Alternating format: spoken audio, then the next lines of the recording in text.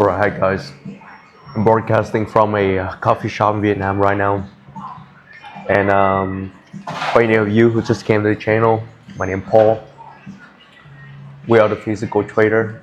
We're focusing on talking about building a business relationship for the next 10, 20, 30, 40 years, or even to the next generations in international trade.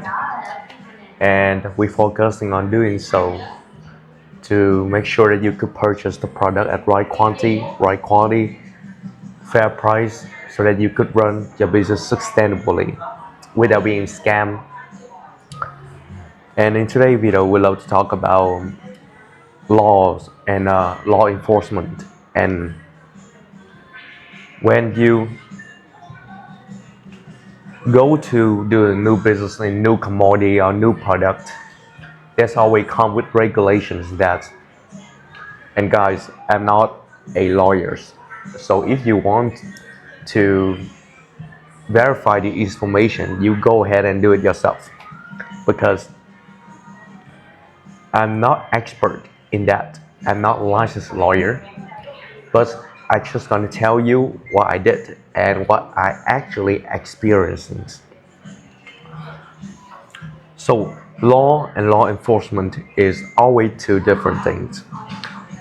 There should be a bunch of law in the world, right? You could see that people banning walking across the street, jaywalking across the street without waiting for the traffic signal.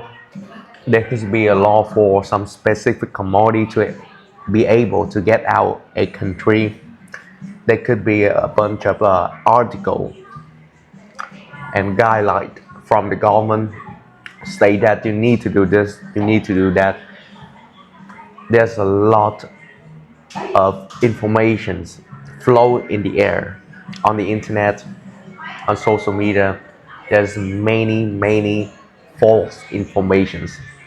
There's many people with inexperience try to give you advice, because majority of the society is ignorance to what they do, even though they doing that specific service, all right, even though they're having license in that. Majority of them will not able to give you answers if your problems is the problems that they never occurred. So you yourself have to at least go through this field of false information in order to get some business rolling. So I'm gonna tell you a story of mine when I was selling fruit from Vietnam to China to the border gate of Vietnam and China. At that time, I was still young and naive. I reading the article of the government, and then reading the instructions from the government website in order to executing my trade. And in that trade particularly, there is few components of the legal in order for me to export that fresh produce, specifically the dragon fruit from Vietnam to China. So I went out there and I started to reading this article, and the first thing that they're asking for is this farm code or the agriculture code. So for any of you who don't know what it is, or you haven't sell any produce to China, China imposing a system so they could controlling the fruit, the fresh produce industry, or the agriculture product from one country. In order for that country to send to China, they have to meet a specific benchmark, a specific code going to be provided to them in order tracking all they really following this instruction of China.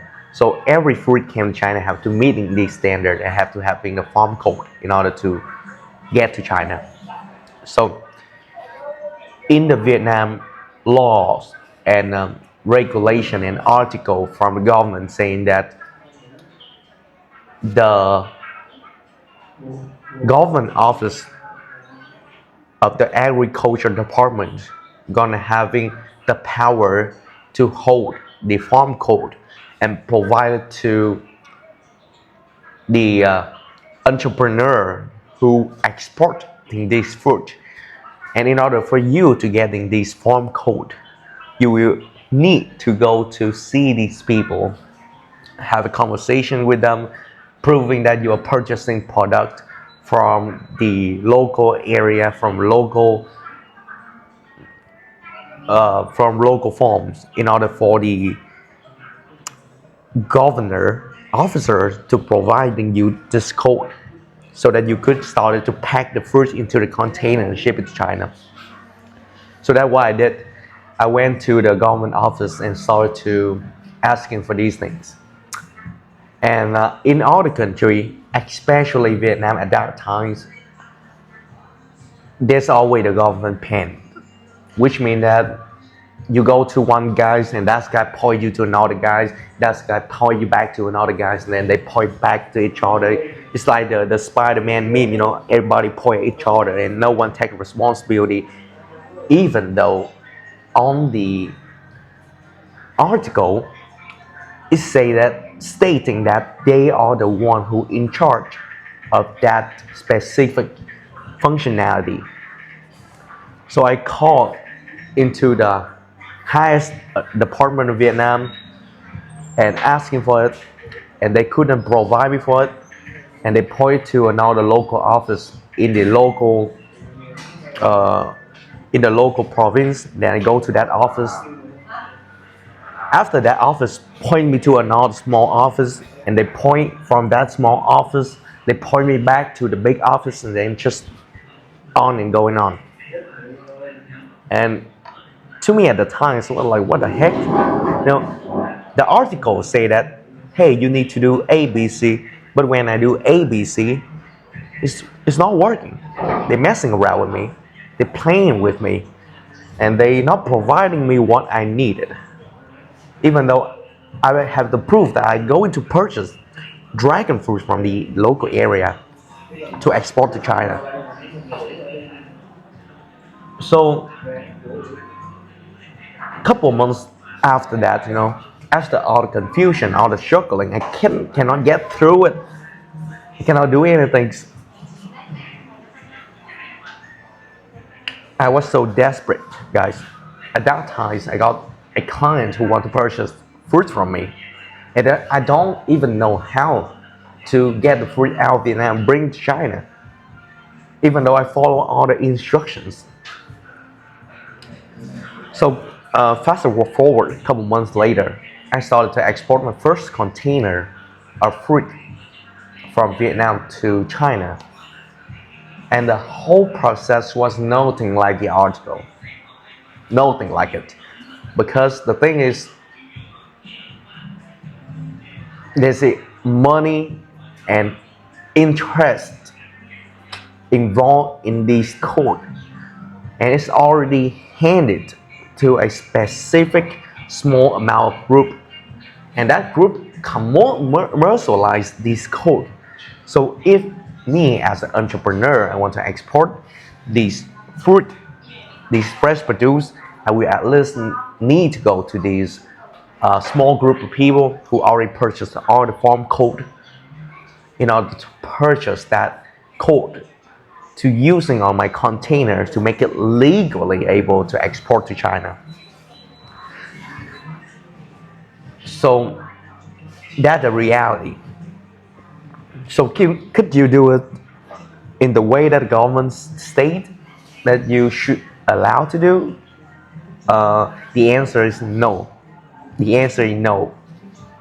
Because they already benefit and interest in that specific instructions, and it's bending the reality of it. It's not on the article. So if you are new out there and you started to do business in a commodity, a product, false information is what you're gonna face a lot. It's really hard for you to go out there and then export something, because you know what? Majority of the people on the internet, the people who wrote the instruction for you to read, or even the governor even anybody. They are not actually the person who have the ability to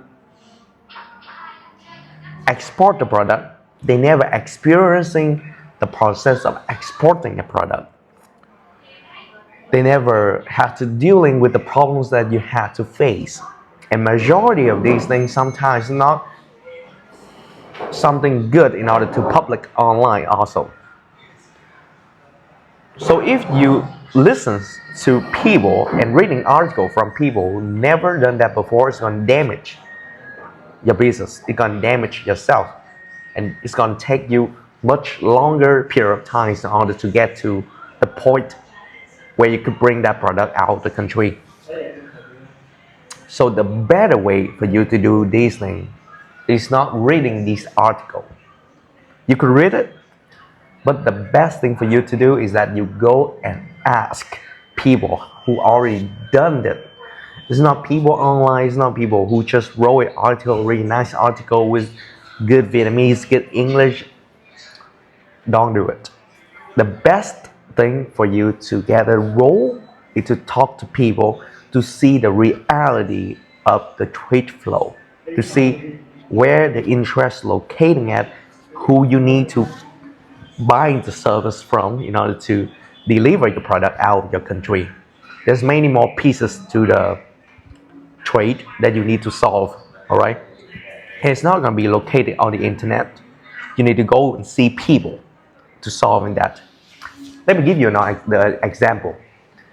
At the times when I was having a business partner who willing to give me the fund to facilitating the trade of jackfruit from Vietnam to China, and at that time, me and these two team members, he booked for me the flight ticket to fly to Shanghai, and from Shanghai we hired a translator to go to the second biggest or the biggest market in the world for fresh produce. By train, we go by speed train to Chashing.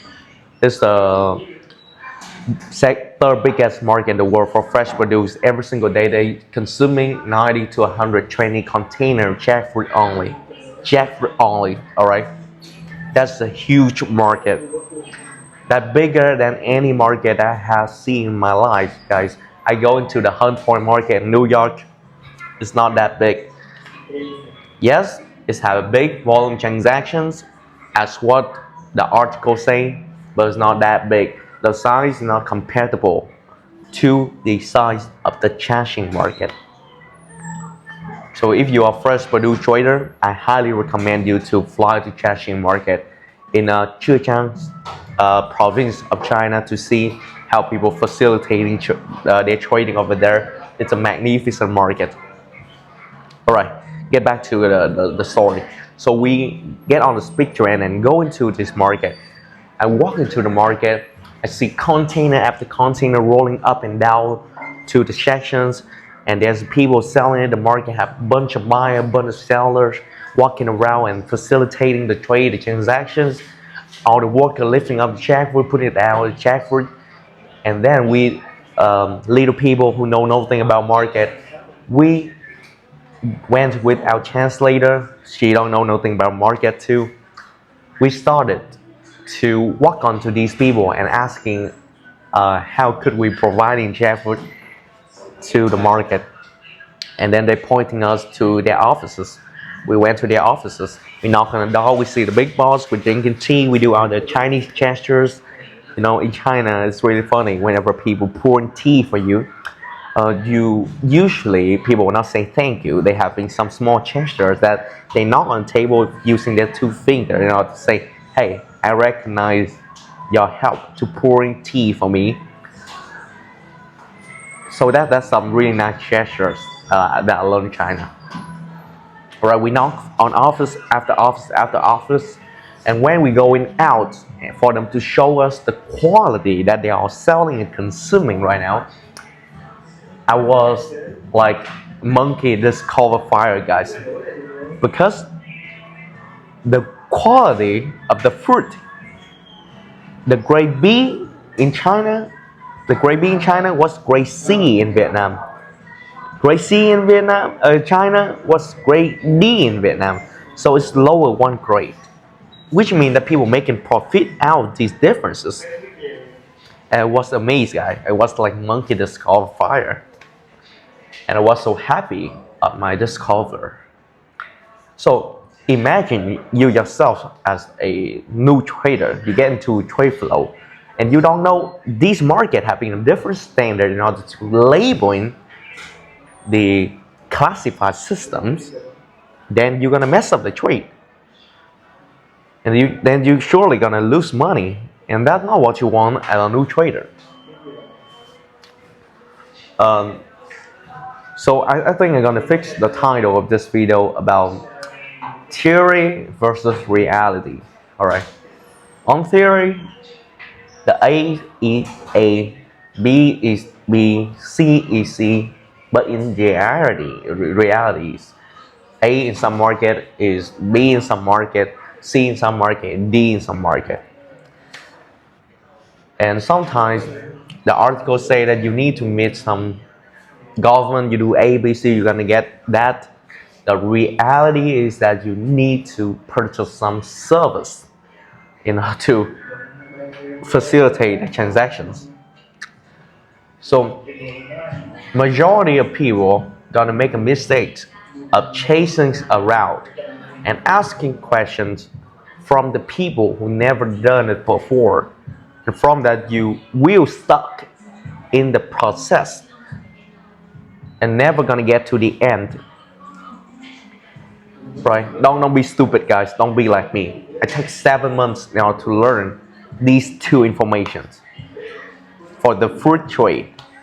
That's how stupid I am. All right, you should not be doing something like that. So, if you met a person who know and who experience in your industry and they have facilitated this transaction for many years, what to ask them? All right. Don't be naive. Don't be stupid. Don't ask them questions like, "Hey, should I do this? Should I do that?" No. Don't ask for permission. That's silly. All right. You should ask your questions with a goal. Hey, I want to bring jackfruit on the 45th container from Vietnam to China by land to this person in Changxing market. I have met them. I see everything. They have nice trade flow. They are trustworthy. My question is, because I never done it, do you have any recommend to me in order to bring the fruit out of Vietnam legally without having any struggle? Because you have done it before, I would love to know who should I contact in order to bring the fruit out of Vietnam. And with that question, they're gonna be easier to give you answers. Or you could ask, do you know this person? They're gonna give you answer, yes, they're trustworthy and not trustworthy. You could ask the question about the temperature. You could ask them the information. But you need to give them, what are you on right now? Where are you right now on the map? What you have, what you got, and what is your goal? And the questions in the middle is for you to get there. So people are gonna easier to answer you with that structure. You go then asking people with questions like, hey, should I do this? Should I do that? Then you're asking for permissions, and that week don't do any stupid shit like that. Alright guys, I think that this is for today's videos. Don't ask for permission from anybody. Go and verify information by your eyes, your ear. Don't trust the article on the internet. Use it as the first guideline, but it's not going to be choose sometimes in some country. Some country is more straightforward. You go submit it and you get it, but some country is not like that. You need to play the game by your country. All right. You go from your market, you learn from people who have already done it in your market, and then you go to people who are doing it in the counterparty market, learn every piece of the message, and then purchase together. That where you create your value. That where you learn about the market. That where you see how people make money, how people make profit. Majority of the time, sometimes you're gonna see this market is absurd because there's some no profit machine. How people still doing so? No, there's a lot of profit machine in the process of doing so. You just don't know how to do it yet. Go and talk to people, legit people, people who already know. No one gonna hide you. If they hide the information from you, then go and talk to other people. There are a lot of nice people on this planet. There are a lot of people who are willing to give value to you, who want to help you if you want to do something. No one trying to hide information from you. All right. All right. Bye, guys. Have a great day. See you guys in the future.